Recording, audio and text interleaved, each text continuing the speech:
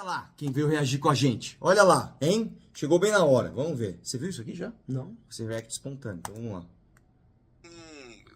Ó, inclusive acabou de sair, ó. 4 horas. Não vi. Vamos ver.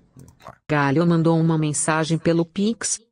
Renan Santos é a única opção, PQ é o único de direita de verdade.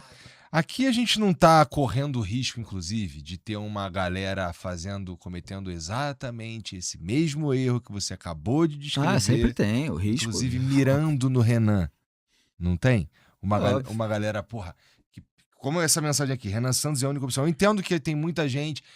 A única ressalva aqui é: vamos aprender com o que a gente já viu acontecer. A gente já viu um movimento que elegeu alguém. Virando um novo mito, cara. Não estou dizendo que é o caso agora, né? Até porque o Renan precisaria de uma transformação muito profunda no cenário político agora, mas que endeusar um político não me parece ser a melhor opção, né? Não, nunca é endeusar um candidato a um cargo público, né? Acho que as pessoas, assim, que vamos dizer, merecem ser endeusadas, é algo que acontece é natural com a trajetória de realizações e um comportamento que é condizente com aquilo, né? E que, no fundo, quando você expressa dessa maneira, que ela é endeusada, é uma maneira elogiosa, meio poética, meio hiperbólica, para ser mais preciso, que tem um pouco de exagero, de você manifestar admiração por aquela pessoa, né?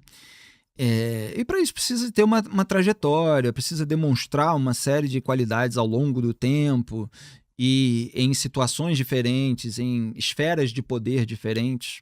Então não se deve. Claro que é natural que as pessoas prefiram um candidato, é natural que em ano de corrida eleitoral as pessoas façam campanha para um candidato, que elas militem a favor e tal. Tem gente de todos os tipos. Certamente tem gente que escolhe um candidato, mas que tem uma certa prudência, que vai eventualmente vigiar e tal. E tem aquela que está apaixonada, que depois vai querer passar pano, que foi o que aconteceu. Tinha muita gente antipetista, estava todo mundo ali dessa... Vai devagar, né, meu? Eu vou pôr no 25 aqui, ó. Ô, Léo, a partir do 6h34 tá no 25, foi? Desse campo criticando as mentiras, a hipocrisia, financiamento de ditadura, escândalo de corrupção, crise econômica, o identitarismo radical e tal, etc. Muitos estavam fazendo aquilo por princípios, tipo, isso é ruim, e vou criticar sempre, seja de quem venha. Outros estavam fazendo porque queria o cargo. Ele queria ganhar dinheiro também, eventualmente até no escândalo de corrupção também, outras coisas. E isso se vê quem é que está em qual lugar com o tempo, com a mudança de cenário. Muitas vezes o caráter se reconhece na mudança de cenário, né? Quando o tabuleiro se mexe, e aí você vê se aquela pessoa mantém os princípios. Sim. Não a adesão, né, a um grupo político incondicionalmente. Então, assim, o que é diferente do Renan Santos, esse é um fato objetivo, né, uma descrição objetiva, é que ele critica o lulismo e o bolsonarismo. E eu considero que era para ter alguém assim em todos os pontos do espectro ideológico. Era para ter um cara na esquerda que critica o lulismo e o bolsonarismo, no centro e tal, eventualmente até centro-esquerda, centro-direita. Era para ter várias pessoas, já que é um regime multipartidário brasileiro, 35 partidos, e aí você tem um puxa-saco de cada lado. Né? Você tem 2 polos, os seus puxa-sacos, e pronto, acabou, tem um candidato com uma identidade mais... Então, o cara está tentando construir uma identidade, de experiência, etc. O Zema tenta construir de gestão, não sei o quê. Mas gestão não sei. Gestão não sei Ele não tem muito gestão. Minas terminou endividada, né? Vamos lá. Eram muito próximos do bolsonarismo. Então o Renan Santos conseguiu essa identidade de um cara de direita crítico do lulismo e do bolsonarismo. Agora, isso não é, né? Que é isso que quando a gente fala isso, muita gente não entende, né? E às vezes de má vontade, de má fé, é que isso não é ele inteiro, não é tudo que deve ser levado em consideração. Então você tem que avaliar a conduta, o temperamento, como se comporta em determinadas situações, as controvérsias, o modo de tratar, a experiência administrativa ou não. Então tudo isso tem um monte de elementos. Você criticar dos grupos políticos é um dos elementos de avaliação. Agora, tem gente que não aguenta mais Lula e Bolsonaro, está disposta a votar em quem critica os dois lados. Tem gente, que eu conheço um monte, que fala assim, cara, eu vou ver quem estiver melhor entre Caiado, Zema e Renan, ou outros. Joaquim Barbosa, Augusto Cury, até Aécio, talvez, a pessoa que é anti-Lula, anti-Bolsonaro. Quem tiver melhor, eu vou votar nesse aí, que tem mais chance, que for o terceiro lugar. Quem tiver em terceiro lugar na pesquisa até o último dia e tal, vou votar. Cara, eu ouço isso toda semana, para dizer o mínimo, para não dizer todo dia. Tem um monte de... Pois é, eu também acho. Mas assim, só uma análise do que ele falou. Primeira coisa, eu gosto muito desse ceticismo em relação ao seu nome, porque significa que você tá gigante. Isso é a primeira coisa. Você acha? Pra caralho. Tipo, ninguém fala, não idolatra o... Qual é o Sim, nome daquele entendi. cara lá? O Augusto Cury. Não, aquele lá, como é? Não, ninguém sabe o nome. Então, toma cuidado com idolatria. Quer dizer, peraí, nossa militância tá lá. Nossa militância tá lá. E outra coisa, só para explicar uma coisa e ele faz parte disso. O Felipe Moura Brasil faz parte disso. Você criticar o Lula e o Bolsonaro é uma parte gigantesca da personalidade, porque num país onde só existiam essas duas coisas, você ser contra isso é uma amostra gigantesca do tipo de pessoa que você é. E o Felipe Moura Brasil faz parte disso. Sim. Ele é um dos pouquíssimos caras que falou, não, olha o que o PT tá fazendo, isso é errado, isso é errado. Aí o Bolsonaro foi pro poder e ele criticou o Bolsonaro no poder, com todos os incentivos para ele falar, não, esse aqui, vamos passar pano para esse.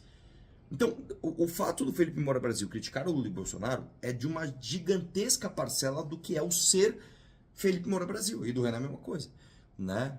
Fala alguma coisa inteligente aí. Não, é que assim, eu vou nessa linha. Primeiro eu vou pegar da idolatria e separar o que é idolatria, o que é militância, o que é comportamento autoirônico. Eu acho que a galera nossa, boa parte do que a gente chama de idolatria, não é idolatria, tem uma coisa do meme. A galera da geração, principalmente da geração Z, que apoia muito a gente, ela faz comentários exagerados, mas faz parte da própria brincadeira de militar. Todo mundo que faz política e que pretende ganhar uma eleição precisa de militância. E militância necessariamente é meio chata, porque militância tá militando. Sim. E você não ganha se não tiver isso. Não dá pra ter... tem um exército de pessoas muito céticas que vão fazer declarações na internet. Tipo, estou apoiando o Renan com ressalvas. Não dá. Sim. Você só ganha uma Você vai eleição. ter esse cara, só que esse cara não é a tua militância. Exato. Então tem que diferenciar o que é eleitor com militância. E tem que diferenciar a qualidade da militância. Eu tenho certeza que se eu pegasse e aparecesse um escândalo de corrupção, a militância ia largar o pé da pré-candidatura.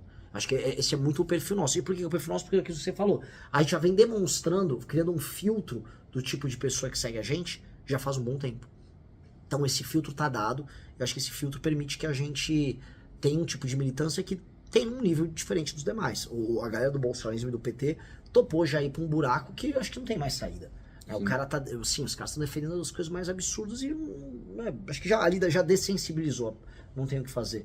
E por fim, isso que você comentou do filtro do anti-Lula e anti-Bolsonaro, acho que a política de rede social é uma coisa muito nova no mundo. É uma coisa que tem, cara, pra valer o modelo que a gente vive hoje, 12, 13 anos. E eu acho que ela é mais presente no Brasil e talvez nos Estados Unidos que em qualquer outro lugar do mundo. O Brasil acho que é o número 1, os Estados Unidos é o número 2. Então, como ela é uma coisa muito, muito quente e ela se baseia em fama, você ir na contracorrente dos grupos majoritários é uma coisa assim que é muito novidade no mundo.